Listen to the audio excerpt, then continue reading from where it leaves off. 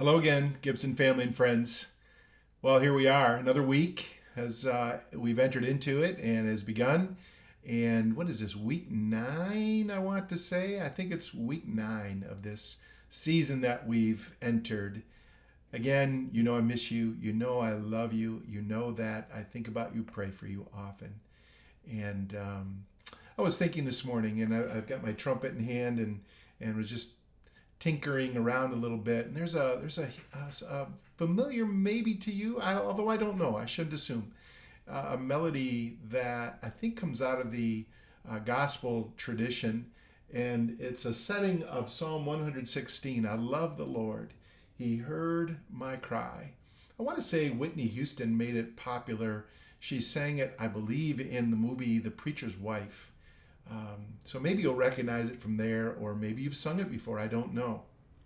But I just love the melody and the lyric. I love the Lord. He heard my cry and pitied every groan. Long as I live and troubles rise, I'll hasten to his throne. And then the second verse, I love the Lord. He heard my cry and chased my grief away. Oh, let my heart no more despair while I have breath to pray. Listen to this melody.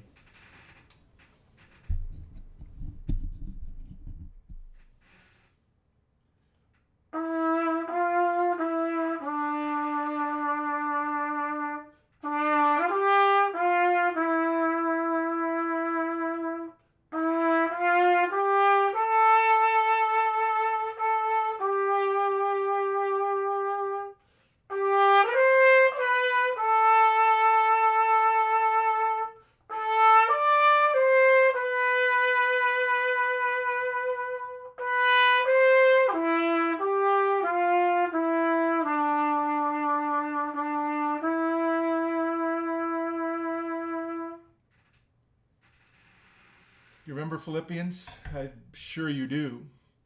Do not be anxious about anything, Paul says.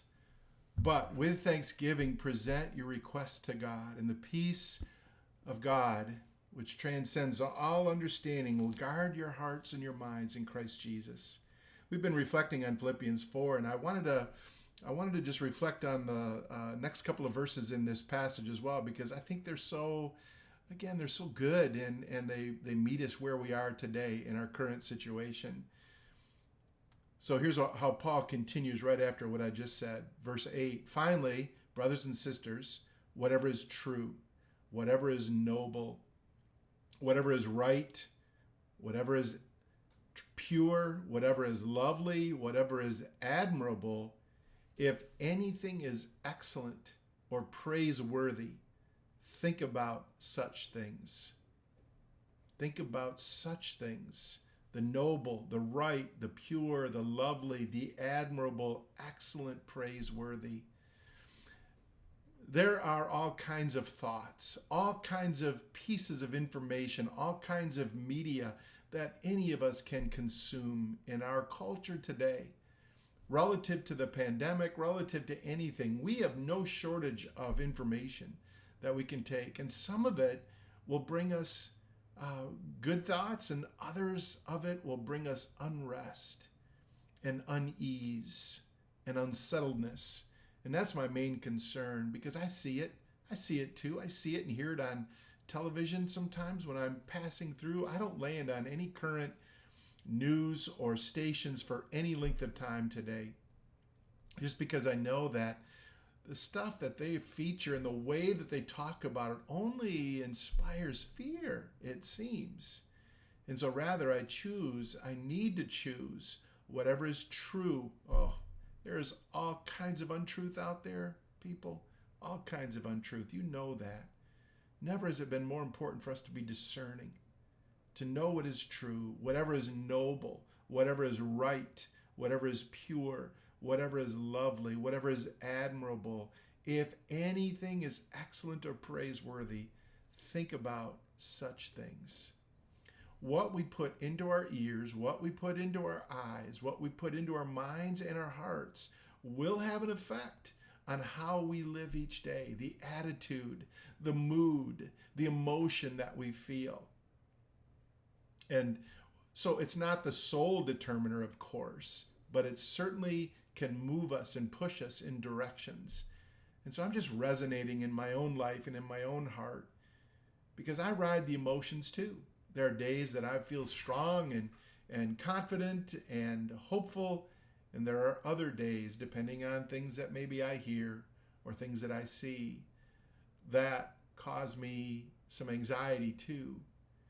And then I remember, again, what Paul says here: whatever is true, whatever is noble, whatever is right and pure, lovely, admirable, excellent, praiseworthy, think about those things. And then Paul says a little bit further, whatever you have learned or received or heard from me or seen in me, put it into practice. Put it in. It's not enough just to know it, but put it into practice. And then what? The God of peace will be with you. Before he said, the peace of God, which transcends all understanding, will guard your hearts and your minds. Here he says, and the God of peace will be with you. And so it's my desire, my hope, my prayer, friends, that you don't live with a whole lot of anxiety and a whole lot of fear. Oh, there's a time for lament. We can pray and pour our hearts out to God, and he hears our cries and he answers. But we don't necessarily want to stay there. It's important to lament. It's important to cry out. But it's also important to focus on what is right and good and true and lovely and excellent and praiseworthy. So today, if you haven't already, go for a walk. Sit on a bench in a woods. Carrie and I love to go to Walter's Woods. And we'll just sit on a bench there and we'll listen. We'll hear birds. We'll listen. We'll hear maybe some rustling in the trees, in the leaves on the ground. We'll just hear the breeze blowing through. And there's something incredible peace-giving about that. My favorite place is water. I like the woods too, but I love water. I think I've mentioned that too before. If I can sit and if I can listen to waves, just listen to the water, I love that too. Whatever is true, whatever is noble, whatever is lovely, whatever is excellent or praiseworthy. We find a lot of that in creation, the beauty of creation around us, especially in this spring of the year. It's not the only place. There are other places too, other sources for those good things. Make sure you're spending time in those good sources, in the good places. Friends, my prayer is for you that you have a near and close relationship with God, that you can cry out to him, but also that you can feel his nearness when you pray, but also that you are immersing yourself in the good and the noble and the praiseworthy, the excellent, the things that Paul says, and that you will know the God of peace with you too. I love you, friends. Grace and peace to you as always. And until next time, so long.